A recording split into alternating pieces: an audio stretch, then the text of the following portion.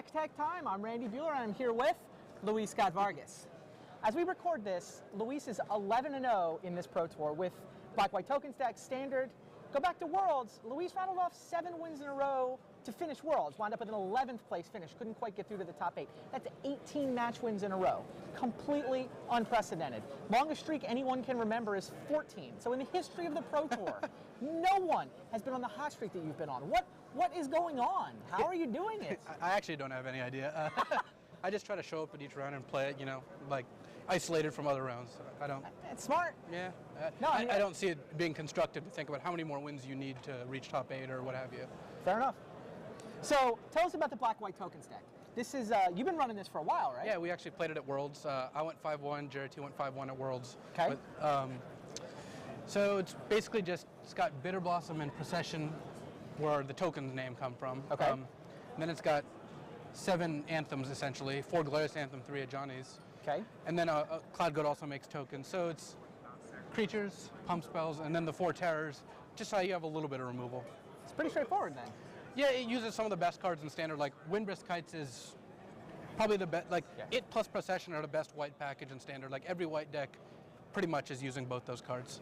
Yeah, it's crazy. You look at like the top 6 archetypes in Standard right now, at least 3 of them are Windbrisk Heights decks. Right, because Windbrisk Heights is a land that gives you a free spell. Like that's crazy. The power of that is a lot like more powerful than you might think, because it lets this deck play 25 land with a relatively low curve, not get flooded, be much more consistent, and you get to play Cloudgoat on turn 4 while attacking with a bunch of guys. It's nice. So where does this fit into the metagame? Like, what is it good against? What was the field you were expecting, and then why this? The field, we actually predicted the field really well. Like, red-white is the most popular. We actually thought Fairies was going to be second, although 5cc ended up being second. They're almost tied, but yeah. Right. So, like, yeah, Fairies, red-white, 5cc, and Blightning are the decks we expected to be the 4 most popular, and I think they were about that. Yeah, there are 4 of the top 5, and the 5th one is the Kithkin deck. Right. And then this came in about 6th, interestingly. Well, this deck's really even against Fairies. You've got your own Bitterblossoms, which are really tough for them. You've also got Terrors for them to spine clicks. Okay. A lot of the Fairies decks now are cutting Sign of Una, which is really good for you, since now you're going to win with the pumps, and your tokens are bigger. Because of Volcanic Fallout, Sign of Una's lost a little bit of its luster. And so instead they play cards that are good against 5cc, which is good for this deck. In our testing, we found it's very favorable against red-white. I beat 2 red-white decks, one off mulling to 5, both games 2 and 3 being down a game. Okay. Part of it is like you both make tokens, except you've got anthems and they don't. Like, I mean, Siege Gang has a better ability than Cloudgoat, but let's say, even if, let's say they play their Siege Gang first, then you play a Cloudgoat, they can spend their next turn using all their mana to kill your guys, but that doesn't really get them far ahead. But now imagine if you played yours first, then they play theirs, then you play an Ajani, they're just dead. Like, there's just nothing they can do. So fair enough. What did Conflux do for this deck? So I'm looking through for any Conflux cards, and I think on the sideboard, I think we got one. Board. Well, you've got paths in here, right? Oh, right. So we got two different Conflux cards, 3 paths, and the Miser's Celestial Purge. Fair enough. Well, I mean, these are both one of. They do somewhat the same thing. They're not cards we want to draw too many of, and I don't mind playing some one of these. The main deck's pretty tight, like all 4s and then 3 Ajani's. Yeah, it is pretty tight. Sounds like another thing Conflux did, though, is that Volcanic Fallout made more 5-color control decks out there, right? And that kind of changed the way. It feels like it changed the metagame, and a lot of people are reacting to that. Yeah. Fallout in 5-color control means it ebbs up, and now there's your target. 5cc was actually more popular than we expected it to be. This deck doesn't really want to play against 5cc, but it's not like a terrible matchup. The state of Standard is that, like, you take any of the top, like, 4 or 5 decks, its matchup against any of the other top 4 or 5 is going to be pretty close to even. Okay. It's just, for whatever reason, that's how it's fallen out. And we've got a pretty good sideboard plan. We've got Elspeths and head games. If either of these things resolve, they're in a pretty big amount of trouble. Like, yeah, head games is just brutal in the match. I just like he just tapped out to Moldrifter and had 7 cards in hand and 6 mana. So I head gamed him. I was going to give him 6 or 7 Vivid Lands. So even if he drew Cruel Ultimatum, he couldn't cast it.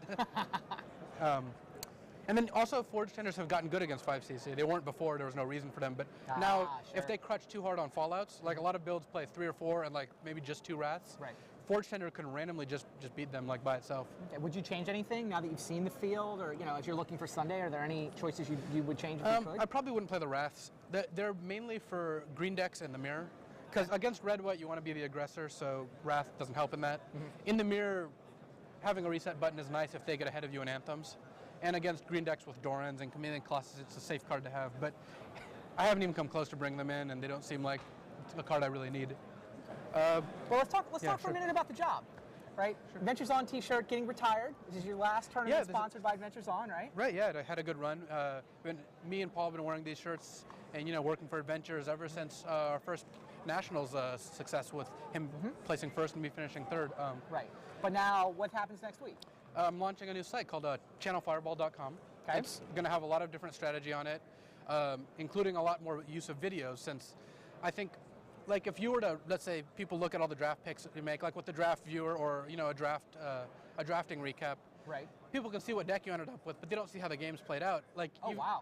Even if you lose round one, the deck might have been good, and people don't get to know that. Whereas, so yeah, I mean, your column on Star City's been pretty well received with watching as you draft through the cards. But with the new site with channelfireball.com, it's going to be watch the gameplay as well with video. Yeah, I'm going to actually video the draft, so you get to see the entire draft play out, and you can see my decision-making processes during the games. I think even just looking at a game state and seeing why I would do something is, I think that'd be useful to people. Like, they can see why I do something, whether it's right or wrong, and how it turns out in the end. And I imagine I'll learn something too. Like, anytime you do something like this, you get something out of it. So that's one of the things I'm pretty excited about with the new site. It sounds like a pretty awesome opportunity for you in general. I mean, you've now got a full-time job that requires you to play Magic and have fun and travel the world. It's always been worrying me for the last year or two that, like, if I do get a job, will I be able to play Magic? And that's kind of what delayed me doing so. But this has meshed my interests perfectly, which I think is really great.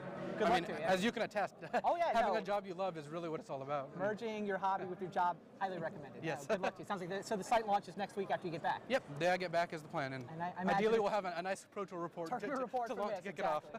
All right, well, thanks for talking to us, Luis. Good luck the rest of the way. I think you've got Sunday clinched at this point, right? The worst you can do is X3. Right. So we will see you tomorrow, and stay tuned to MagicGathering.com. Pro Tour Kyoto's got one in the top 8. Got 7 more to figure out. A lot of Magic left to be played, and it's going to be fun. See you later.